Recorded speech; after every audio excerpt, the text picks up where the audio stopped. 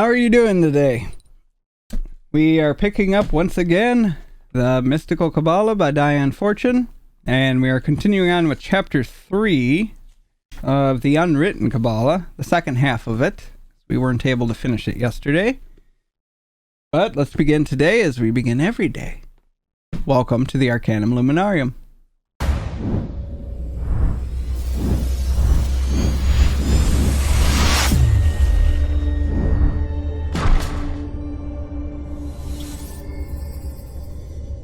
Alrighty. So we are continuing on with the second half of the Unwritten Qabalah. We've kind of established, some of the major players in occultism, A. Waite and Crowley and Mathers and all of these. And we are about to go into... What are we going into? Yeah, going into the Tree of Life itself, I believe, and kind of what the different places represent. I believe. We shall see. And where are we? We are right here, so here we go. The Kabbalists further placed upon the paths of the tree the signs of the zodiac, the planets, and the elements. Now there are 12 signs, 7 planets, and 4 elements, making 23 symbols in all. How are these to be fitted onto the 22 paths? Herein is another blind. But the solution is simple. Upon the physical plane, we are ourselves in the element of earth. Therefore, that symbol does not appear upon the paths which lead into the unseen. Remove this, and we are left with 22 symbols, which fit accurately and correctly placed, are found to be correspond perfectly with the tarot trumps. Each elucidating the other in the most remarkable fashion, and giving the keys to esoteric astrology and tarot divination. The essence of each path is to be found in the fact that it connects 2 of the Sephiroth, and we can only understand its significance by taking into account the nature of the linked spheres upon the tree. But a Sephirah cannot be understood upon a single plane. It has a fourfold nature. The Kabbalists express this by saying that there are 4 worlds. The first world is Etzluth. The archetypal world, or the world of emanations, the divine world. 2. Raya. The world of creation, also known as Karosia, the world of thrones. 3rd, Yetzirah, the world of formation and of the angels. And Asaya, the world of action, the world of matter. And then she recommends you check out McGregor Mathers' The Qabalah Unveiled book. So, the 10 Holy Sephiroth are held to have each its own point of contact with each of the 4 worlds of the Kabbalists. In the Etzulik world, they manifest through the 10 holy names of God. In other words, the great unmanifest, shadowed forth through the 3 negative veils of existence, which hang behind the crown, declares itself the manifest of the 10 different aspects which are represented by different names used to denote deity in the Hebrew scriptures. These are variously rendered in the authorized version, and a knowledge of their true significance and the spheres to which they belong enables us to read many of the riddles of the Old Testament. In the Briatic world of the divine emanations are held to manifest through the 10 mighty archangels, whose name plays such an important part in ceremonial magic it has worn and effaced remnants of these words of power that they are barbarous names of evocation, of medieval magic, not one letter of which may be changed. Why this is so may readily be seen when you remember that the Hebrew, a letter is also a number, and the numbers of the name have an important significance. In the Yetziric world of the divine emanations manifest not through a single being, but through different types of beings, which are called the angelic hosts or the choir. The Asiatic world is not strictly speaking the world of matter, when viewed from the Sephirotic point, but rather the lower astral and etheric planes, which together form the background of matter.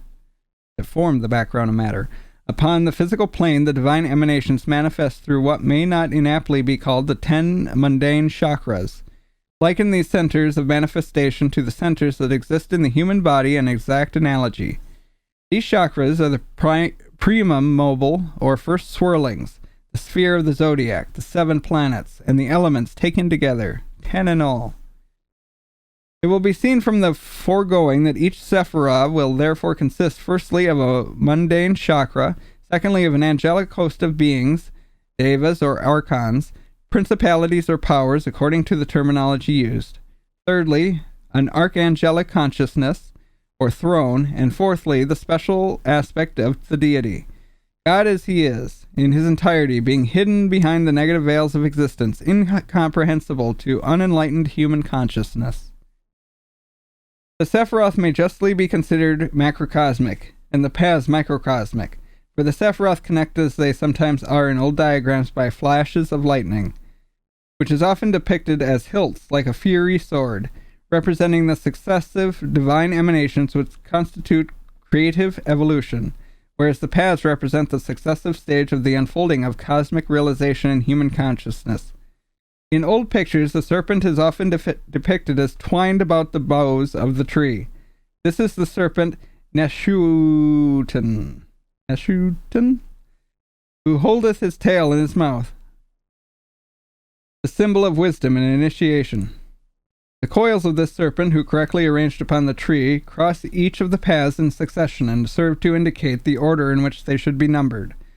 With the help of this glyph, then, it is a simple matter to arrange all the tables and symbols in the correct position upon the tree, granting that the symbols are given in their correct order in the tables.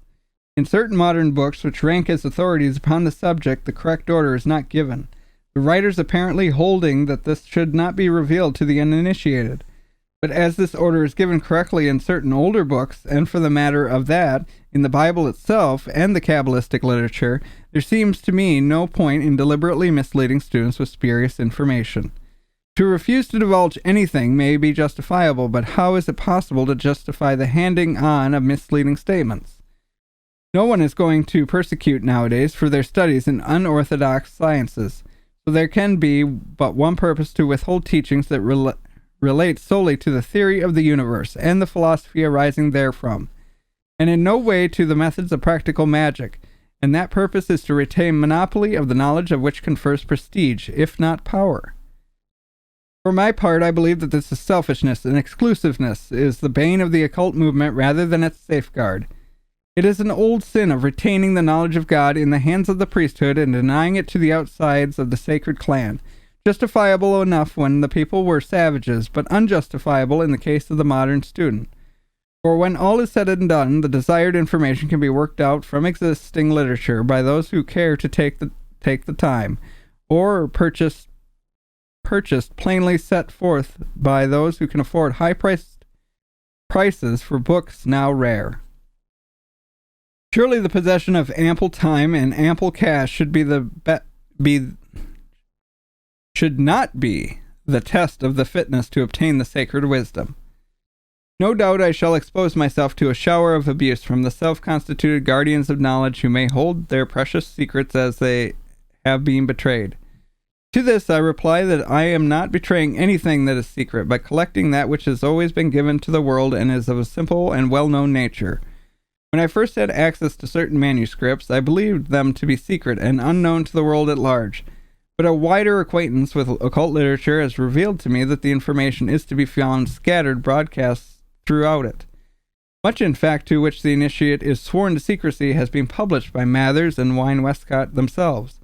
And as recent as 1926, a new edition of Mathers' work on the Kabbalah was brought out under the editorship of his widow, who may be assumed to have known his wishes. And in that work will be found most of the tables that I have given in these pages. As these catalogues of beings were originally given to the world of Isaiah, Ezekiel, and various medieval rabbis, it may justly be held that the copyright in them has lapsed owing to the passage of time. In any case, such ownership as there may be in these ideas is vested in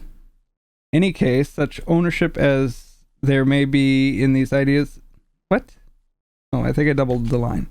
In any case, such ownership as there may be in these ideas is vested in the original authors and not in any subsequential commentator, and that author, according to the Kabbalah itself, is the Archangel Metatron. Much that was once common knowledge has been gathered up and confined under the initiate's oath of secrecy. It is Crowley's jibe at this that teachers that they bound him to secrecy with terrible oaths and then confided the Hebrew alphabet to his safekeeping. The philosophy of the Kabbalah is the esotericism of the West. In it, we find such cosmogony as it is found in the stanzas of Dion, which were the basis of Madame Blavatsky's work. Herein she found the framework of the traditional doctrine which she expounded in her great book, The Secret Doctrine.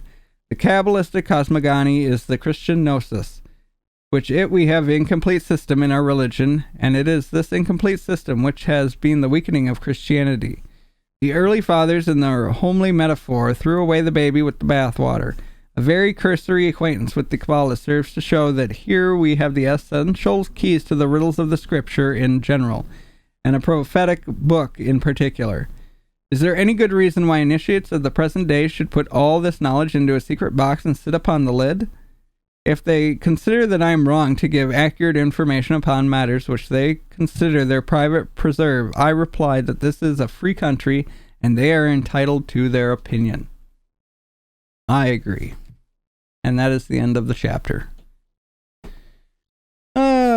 Tomorrow we will be getting a new chapter entitled Negative Existence. I believe we're going to be going over the 3 veils, would be my guess.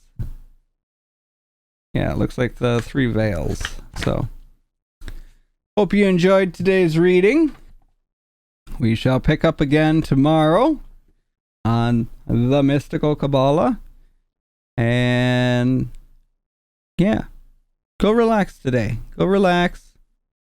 Have a cup of tea. I don't know. Go do something fun. Otherwise, you have a wonderful day, and I'll see you tomorrow.